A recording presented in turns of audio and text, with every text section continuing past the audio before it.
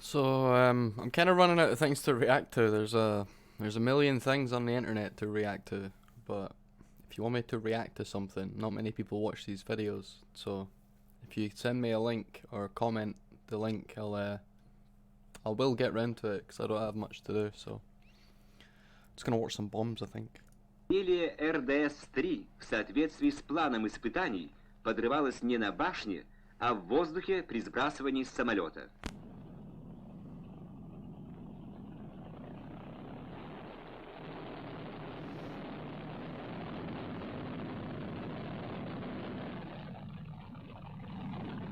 Reaction to plane taking off. It's quite crazy how things like that actually fly. They're so heavy. Or they look heavy, they look like they're made of metal. Obviously they're mostly empty space on the inside. Does this thing just blow up? Oh, it drops a bomb. На опытном поле оборудован прицельный круг радиусом 400 метров, хорошо видимый с воздуха. Центр круга смещен от места предыдущего взрыва на 2,5 километра. Взрыв произошел на высоте 380 метров. Яркий отблеск взрыва видели в 170 километрах. Там же был слышен длительный раскатистый грохот взрыва. Looks like something out of Lord of the Rings.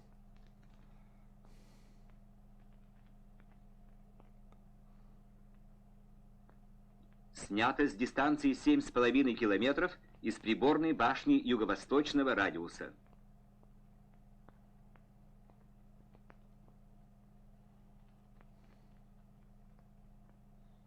You know, the scale of it just seems so massive that it's moving slow, but that thing's moving quite fast, all the smoke. Jesus.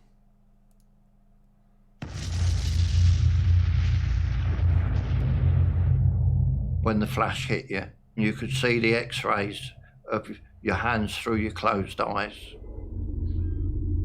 To say it was frightening is an understatement. We were basically used guinea pigs. There's no other word for it. He's saying you can see your skeleton through your skin because of the flash is so bright. You know, like when you put a torch to your hand and you can see sort of like the reddishness through it and maybe a bit of shadow. Imagine seeing your skeleton. Fuck.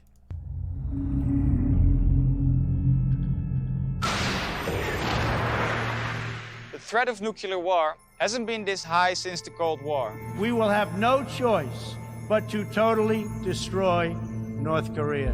To better understand this existential danger, I want to speak to soldiers who've experienced atomic bomb explosions up close.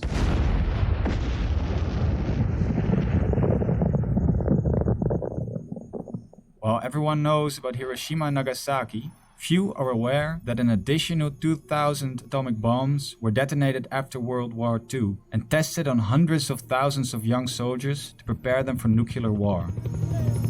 Most nuclear tests were performed by the United States and Russia, but 20,000 British soldiers were also involved. These missions were secret, and up until recently, the veterans weren't allowed to discuss them. Only a few of these men are still alive today. I've been invited to a reunion of atomic veterans in a village near Bristol. Atomic veterans. Atomic veterans. That sounds like a superhero class or something. The veterans have traveled from all over the country to share their experiences. Here come the atom men. I wonder if they're more concerned about the threat of nuclear war than my generation is, as they have experienced the power of these weapons firsthand. And it's 167. 167. When I arrive, the room is full of old men playing bingo. Hello, I'm Wester. Who are you? I'm Wes. Wes. It's hard to imagine that they have seen atomic bombs detonate. Sick. He's a bit deaf. Right, so I will speak up. My name is Peter Barnard. I served in the area for 5 years in the Pacific for the weapons testing. Doesn't he look deaf? He looks blind. My name is Douglas Hearn. When I was 21 years old, I was sent to Christmas Island and witnessed 5 nuclear detonations. That was the defining point in my life that governed what my life was going to be like from the moment I saw the first one. Stood in front of it. My name is David. At the age of 18, Oh, they that sent could me to eat the was nuclear soup. test site. It was utter devastation. Didn't know anything about it when we went. We didn't know what we were going to do when we went, only to be told that we would be testing bombs. We were told nothing. We knew nothing. We were told very little about the day, except don't look. Imagine signing up for your country, right? For king and for country, for queen and for whatever, for honor. And your job is to be a bomb tester. Someone that has bombs tested on them. Like, you're basically a flesh thing for your country. I guess that's what a soldier is, but you're trying to shoot the other flesh things at least. This just seems like immoral, you know, like, we're gonna test this bomb on you. Are you okay with that? What do you say? Do you say no? Do you get court-martialed? Do you go to military jail? What happens? Are you a disgrace? I would think you would be sound of mind. Yeah, I feel like there would be repercussions if you opted out. Someone let me know if I'm wrong. Look at the flesh.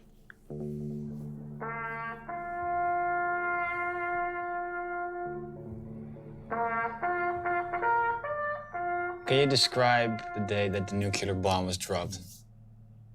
And just before the sun comes up, we were marshalled in groups.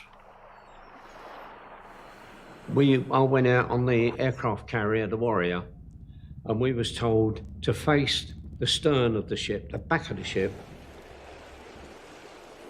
We were told to cover our eyes with our hands or bury your eyes into the crook of your arm, which we did. Fucking hell.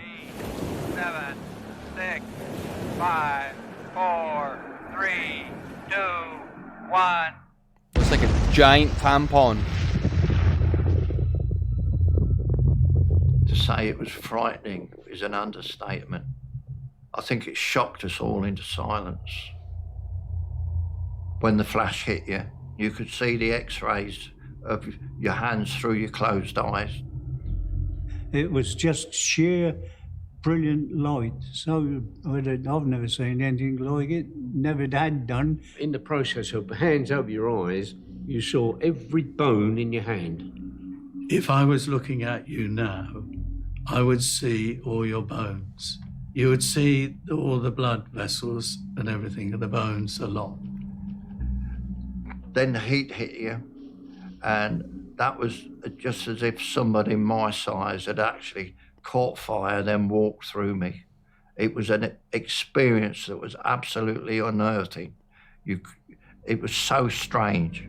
Some of the lads would stand up, but about 30 odd seconds later, you'd get the blast, and the blast would knock you flying. And there were guys with bruises and broken limbs. We couldn't believe it. After a while, we were told that we could now stand and look up and watch the mushroom form. You caught sight of the side of it at 90 degrees. It was that huge. It wasn't there. It wasn't there. It was there. It was practically above you.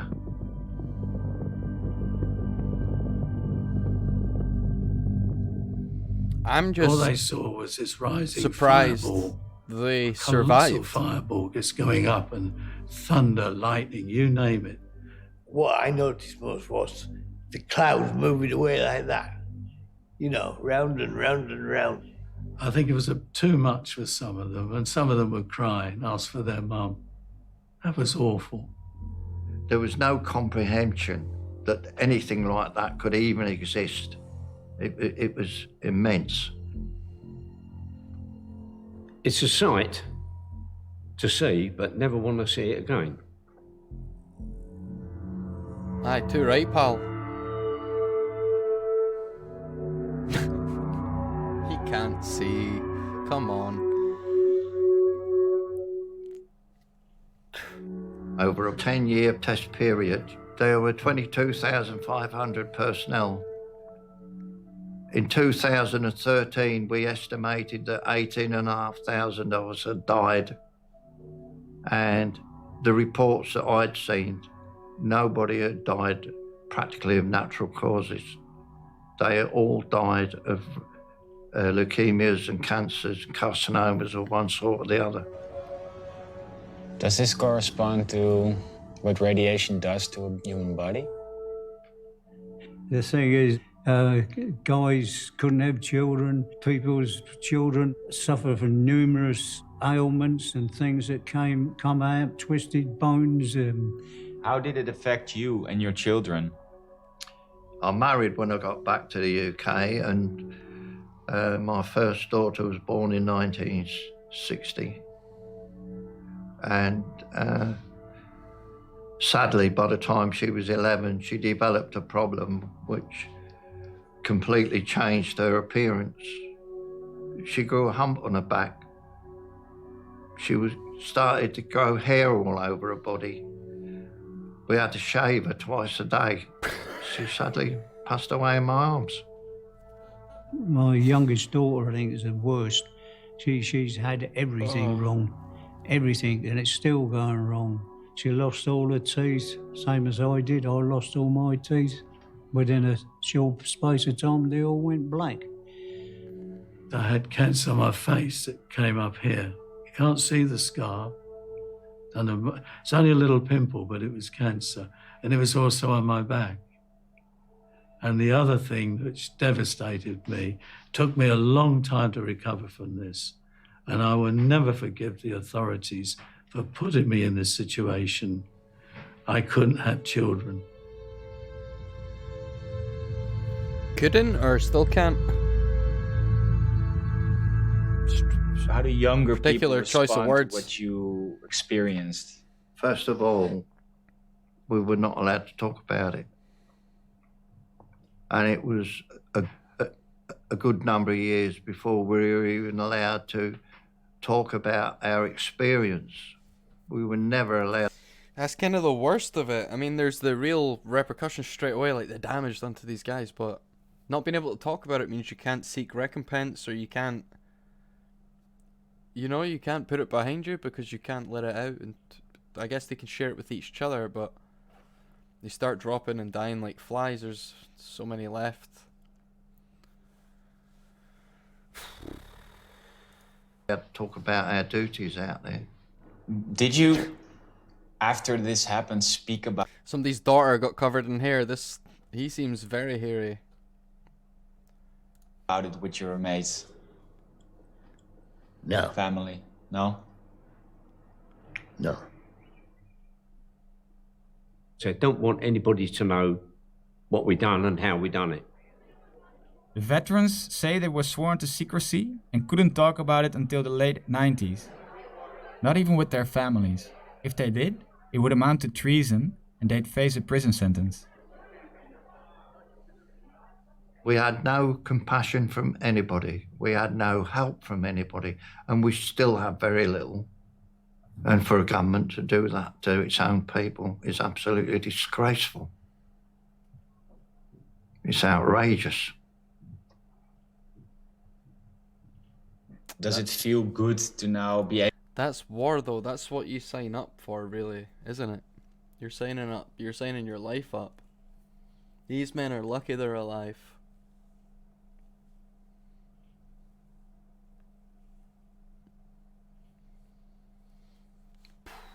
Able to talk about it? Well, it helps, doesn't it? To get over it. You're still getting over it? Yeah.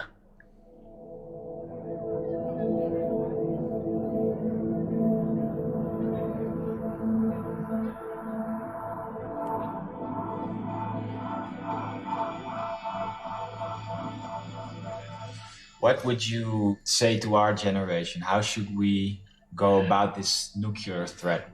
Our generation doesn't know, do they? They don't know what's happening.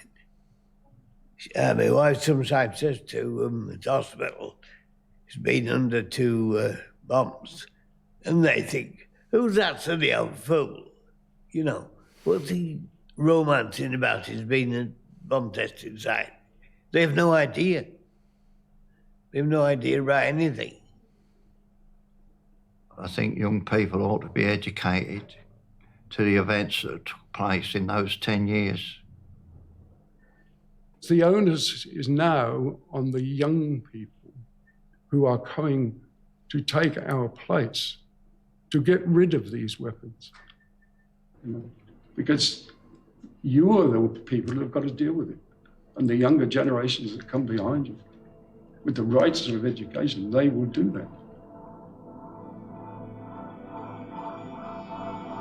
Hearing about the suffering nuclear weapons have caused the veterans and their families, and how they were manipulated and lied to by their government, makes me wonder if we're naive to think today's leaders will act more responsibly. The veterans say it's up to the younger generations now. But will they take action, and can leaders be influenced?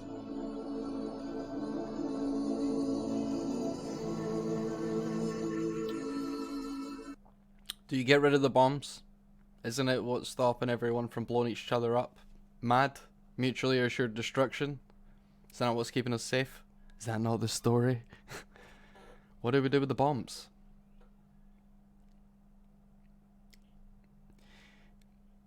It seems like no one wants all-out nuclear warfare, but they're happy to pick at each other with, you know, regular guns and rockets and things.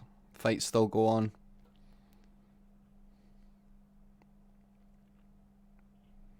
That is a big, looming, gaming ender, though. That's the end of all things if that goes off.